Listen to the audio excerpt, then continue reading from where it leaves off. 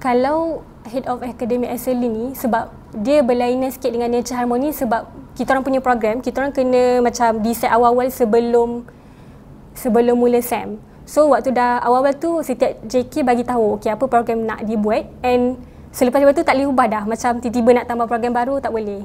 So macam bila dah di awal tu kita punya program pun tak adalah banyak, sebab kita kena pastikan program kita tu tak ada redundant dengan program ada JK and also ada department juga. So memang masa tu dah limited lah nak pilih. So memang program pun tak banyak. So nak cerita dari segi workload tu rasanya tak berat sangat lah, sebab sebab contoh macam pre-reg dia bermusim, dia akan jadi awal semester ataupun hujung semester. Kalau internship pun dia bermusim juga, so dia tak berat lah.